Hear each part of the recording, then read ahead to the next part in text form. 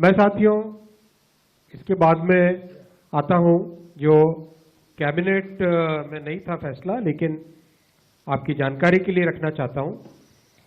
माननीय प्रधानमंत्री जी ने केंद्र सरकार के सभी कर्मचारियों के लिए 8th सेंट्रल पे कमीशन को मंजूरी दे दी।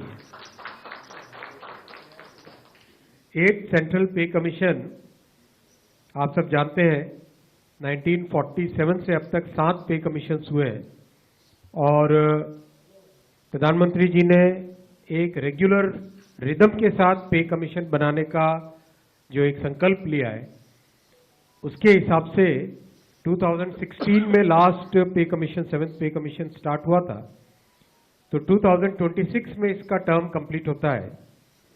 उससे वेल बिफोर 2025 में 8th पे कमीशन स्टैब्लिश करने से सफिशिएंट टाइम मिलेगा, so that the recommendations can be received well before the completion of the period of 7th pay commission.